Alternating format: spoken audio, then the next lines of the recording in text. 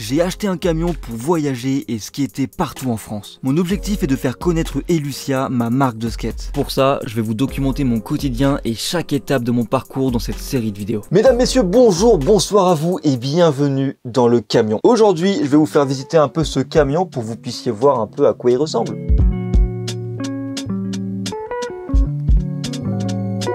Je vais vous le faire visiter tranquillement sans trop rentrer dans les détails parce que vous apprendrez à le découvrir au fil du temps et on va commencer par ce qui se cache derrière ce rideau. C'est tout simplement le poste de conduite. Si j'ai mis un rideau, c'est qu'il y a une bonne raison. C'est un très vieux camion et j'avais plus de budget pour refaire à l'avant, donc c'est catastrophique. On va pas se mentir, c'est pas la partie qui nous intéresse le plus. Il y a le rideau, ça coupe de l'extérieur et puis ça cache la misère. Juste après le rideau, on retrouve deux banquettes sur lesquelles on peut s'asseoir. D'un côté, il y a la cuve d'eau et de l'autre côté, il y a le caisson de gaz qui est à l'extérieur. Au-dessus de ces banquettes, on a une étagère que je suis venu rajouter. Avant il y avait un lit, mais du coup j'en ai fait une étagère pour pouvoir ranger tout mon matos de skate, ma poubelle, ma planche. On va passer à la partie la plus intéressante, l'espace de vie, l'endroit où je passe le plus clair de mon temps, et on va commencer directement avec le plan de travail. On est sur un plan de travail tout à fait classique avec une gazinière avec deux feux. Le problème du gros feu, c'est que je l'ai mis beaucoup trop près du mur, du coup je m'en sers jamais, sinon je fous le feu au camion. Ici on a un évier et en dessous je range ma glacière et mon bidon d'eau potable. Juste en face du plan de travail, on a une pièce qui pour moi est la plus importante du camion, mais je vous la montrerai après. Tout autour, on a des tonnes de placards pour ranger des tonnes d'affaires. Juste en face de l'évier, on retrouve un dressing et tout au fond du camion, on a la banquette. Le lit, c'est un système très simple qu'on retrouve dans beaucoup de camions. La table au milieu se baisse tout simplement et on utilise les coussins qui nous servent à s'adosser pour faire un lit. Sous les coussins, il y a encore des rangements. Je vais vous montrer ça. Maintenant que j'ai tout retiré, je me retrouve avec trois emplacements. Ici, c'est tout simplement où je range la literie. Le grand couloir du fond, c'est tout simplement le coffre. On peut y accéder par l'extérieur, mais j'ai perdu la clé. Du coup, j'y accède par là maintenant. Et dans le troisième compartiment, on a tout ce qu'il faut pour l'électricité. Une grosse batterie, un régulateur, un convertisseur. Je vais pas rentrer dans les détails. Grâce à ça, je peux être autonome en électricité. On va maintenant passer au cœur du camion, la pièce maîtresse. Je vous en ai parlé au début de la présentation. C'est littéralement la raison pour laquelle j'ai acheté un camion. Dans cette pièce se trouve ni plus ni moins qu'un espace de stockage. C'est la pièce où je stocke tout ce qui concerne Elucia. Les planches de skate, les grippes, les cartons, les papiers bulles, les emballages, les stickers, tout ce qui concerne la marque, tout ce qui concerne Elucia est dans cette pièce. Si j'ai acheté ce camion, c'est littéralement pour développer Elucia. Mon objectif est littéralement de skater le plus d'endroits possible, que ce soit des skateparks, des spots, j'ai envie de rencontrer des skateurs. Mon but c'est de transmettre ma passion, c'est de transmettre Elucia partout en France. Que ce soit au travers des vidéos que vous regardez actuellement ou que ce soit au travers d'une session si un jour on a la chance de se rencontrer. Pour être tout à fait honnête avec vous, Elucia pour moi c'est toute ma vie, ça représente tout ce que j'ai, tout ce que j'aime, tout ce que je veux transmettre. Et moi ça fait 3 ans que je pousse ce projet un petit peu dans le mur, j'ai l'impression, parce que je force le truc, je veux que ça marche. Aujourd'hui je n'ai que ça dans ma vie, c'est tout ce que je fais de mes journées, je travaille pour Elucia. Comme la marque ne fonctionne pas très bien, c'est compliqué de vivre la vie actuelle dans un appartement, de payer un loyer, etc. Et du coup, j'ai décidé d'acheter un camion. Donc j'ai fait le choix d'acheter ce camion pour être totalement autonome, pour être totalement indépendant. La présentation du camion est maintenant terminée. Comme je vous ai dit, je vais pas rentrer dans les détails parce que si vous suivez la suite des vidéos, vous allez beaucoup le voir. Du coup, vous aurez le temps de bien le découvrir. Ça sert à rien de trop en parler maintenant. En tout cas, il faut savoir que je suis très content de l'avoir. Je me sens bien dedans et c'est le principal. Ça me permet de vivre ce que je veux vivre. Avoir tous ces projets, c'est cool. Mais je dois vous avouer une vérité. Entre la naissance de cette idée et sa concrétisation, il s'est écoulé 2 ans. Pendant ces 2 années, j'ai totalement arrêté le skate. J'ai consacré tout mon temps à travailler pour acheter le camion, puis ensuite à le rénover pour pouvoir y vivre. Honnêtement, je m'inquiète pas. Je sais que mon niveau va vite revenir, mais en attendant, je dois tout réapprendre.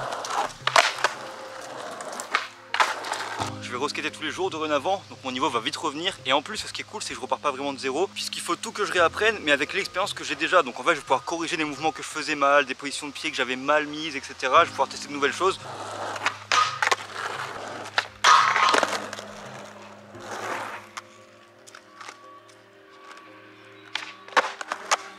Tout était très bizarre, on va pas se mentir, mais vas-y, c'est pas mal, hein.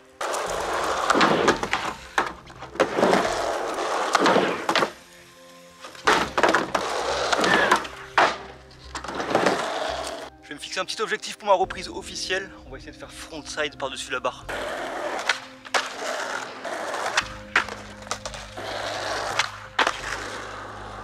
Je vais me forcer à essayer de faire des beaux essais de flip, tu vois, à bien sortir mon pied. On va en faire quelques-uns, puis après ce sera la fin de la session pour aujourd'hui. Voilà. Ok, j'en ai mis 2 d'affilée. Maintenant il n'y a plus qu'à perfectionner. De toute façon le skate c'est que ça. Oh là là là là, il fait toujours 1700 degrés dans ce camion. C'est aberrant mec. Je profite qu'on soit dans le camion pour vous rappeler qu'aux 10 000 abonnés, je fais gagner cette planche de la collection LRDL, donc abonnez-vous, c'est très important. Vous avez aussi une réduction de moins 20% sur les planches de la collection LRDL, il reste des tailles 8 et des tailles 825, c'est disponible jusqu'au 15 à 23h59, mesdames et messieurs, c'est pour profiter de la rentrée, le code c'est rentrée. Vous avez aussi la livraison gratuite, ce qui fait que vous avez la planche pour 56 €. Maintenant que vous êtes au courant de ma situation, revenons un peu en arrière pendant les vacances scolaires de mon frère où j'ai décidé de lui offrir un skate. Donc là, on prend une planche, je vais prendre une taille 8 pour lui parce que bah il a des petits pieds. Déjà il faut enlever l'échelle, il faut enlever la lumière, en fait il faut tout enlever, il y a les cartons qui se cassent la gueule, c'est catastrophique. Et une fois que j'ai tout enlevé, j'accède enfin aux grippes. Là, on accède enfin aux planches après avoir enlevé les grippes. Donc il reste des 825, taille 8, c'est pour toi, cadeau. On va prendre maintenant un petit grip. Donc là il y a les grippes verts juste ici et les grippes violets juste en dessous. Donc tu veux un vert ou un violet? Un violet. Allez bah c'est parti, serre-toi. Bon là vous vous dites putain il est trop sympa avec son frère et tout, il lui offre un setup complet. Que nenni, c'est totalement faux parce que du coup on va recycler des roues, on va aussi recycler des vieux trucks que j'ai et des vieux roulements. La vérité c'est qu'en fait quand il a commencé le skate, je lui ai placé une vieille planche mec toute pourrie. Ça tu vois c'est la nouveauté qu'on a rajouté sur la collection LVDH, on a gravé Felicia dedans. C'est gravé dedans genre. C'est magnifique. Putain, elle est belle hein.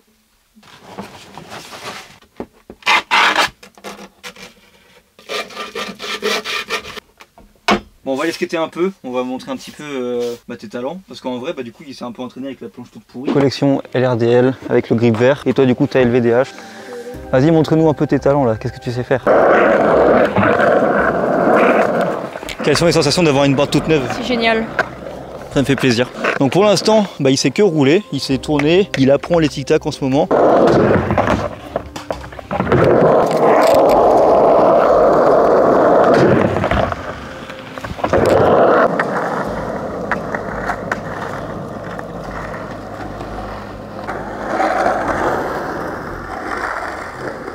Nouvelle session, là je viens de finir l'échauffement. Pour ceux qui se posent la question de comment j'organise mes journées, de 15h à 17h je skate, de 15 à 16 c'est pure skate vraiment, juste je me concentre, je me focus, et de 16 à 17 c'est là où je filme les vidéos. J'ai 3 objectifs, flip, heel flip sur le plan 1, et après petite line, flip into board slide là-bas. C'est l'objectif, j'ai 1 heure pour faire ça.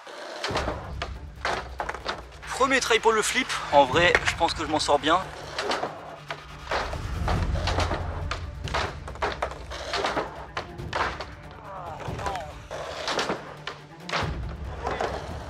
Ça fait 20 minutes que je suis dessus, c'est catastrophique. Maintenant on passe au heel. À partir de ce moment-là, il me restait 40 minutes avant de finir ma session. Du coup, j'ai tryhardé le heel, mais j'ai jamais réussi à le mettre.